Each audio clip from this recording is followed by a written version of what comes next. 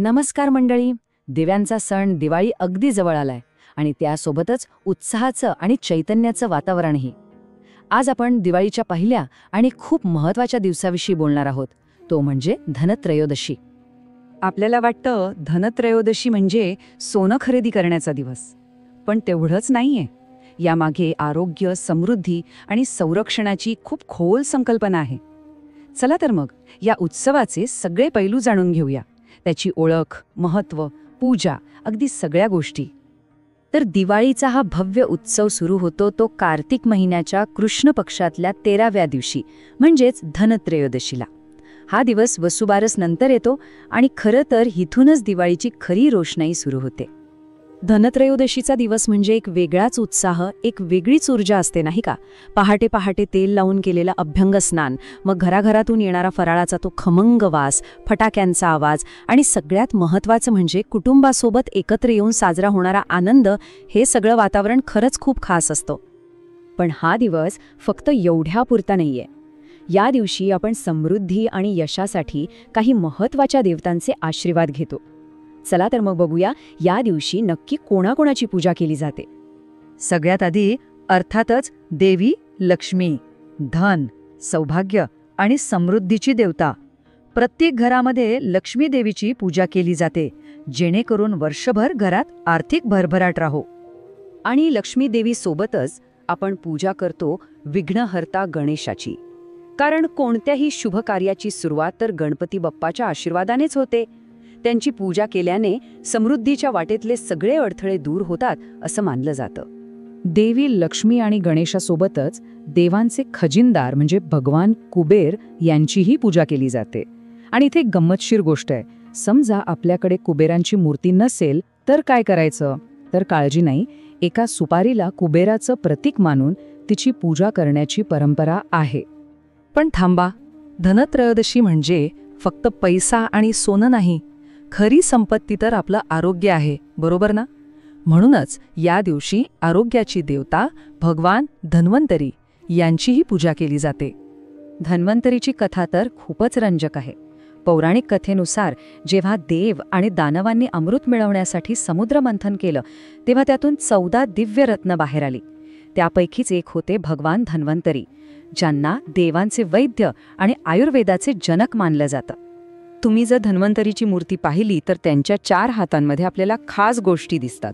एका हातात आहे अमृत कलश, दुसऱ्या हातात जळू, जे रक्त शुद्धीकरणाचं प्रतीक आहे, आणि इतर 2 हातांमध्ये चक्र आणि शंख. या सगळ्या गोष्टी आरोग्य आणि दैवी शक्तीचं प्रतीक आहेत. आणि त्यांना जो नैवेद्य दाखवला जातो ना, तो तर आणखीनच खास आहे. बारीक चिरलेली कडुनिंबाची पानं आणि साखर, हे मिश्रण आरोग्यासाठी कडू आणि गोड दोन्ही गोष्टी किती महत्त्वाच्या आहेत हे दाखवतं. डॉक्टर आणि वैद्यकीय क्षेत्रातले लोक तर आवर्जून हा नैवेद्य अर्पण करतात. तर मग इतक्या महत्त्वाच्या देवतांची पूजा आपल्या घरी कशी करायची? चला आपण त्याची एक सोपी 5 स्टेप्समधली पद्धत समजून घेऊया. या पूजेला पंचोपचारी पूजा म्हणतात, म्हणजे 5 सोप्या स्टेप्समध्ये आपण ती करतो. सगळ्यात आधी चौरंगावर मूर्तींची स्थापना करायची. त्यानंतर त्यांना पंचामृत आणि पाण्याने स्नान घालायचं. मग हळद, कुंकू, फुलं, वस्त्र अर्पण करायची. त्यानंतर नैवेद्य दाखवायचा आणि शेवटी आरती करून पूजेची सांगता करायची. खूप सोपी पद्धत आहे आणि कोणीही श्रद्धेने करू शकतं.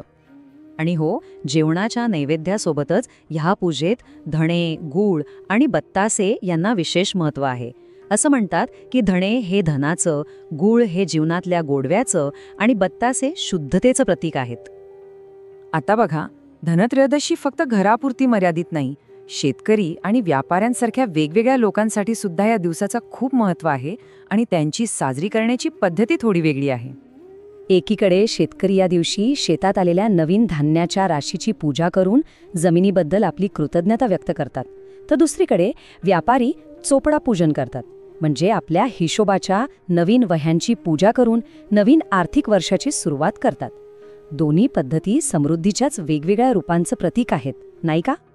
आणि या दिवसाची सांगता होते एका खूप महत्त्वाच्या आणि खोल अर्थ असलेल्या विधीने, तो म्हणजे यमदीपदान. हा विधी फक्त एक दिवा लावण्यापुरता नाही, तर तो आपल्या जीवनाला समर्पित आहे. पण हे यमदीपदान नक्की का करतात? काय आहे या दिव्यामागची संकल्पना? चला जाणून घेऊया. तर यामागचा मुख्य उद्देश आहे मृत्यूची देवता यमराजांना प्रसन्न करणं. हा दिवा लावून आपण आपल्या कुटुंबावर अकाली मृत्यूचं संकट येऊ नये आणि सगळ्यांना दीर्घायुष्य मिळावं यासाठी प्रार्थना करतो. आणि हा विधी करण्याची पण एक खास पद्धत आहे.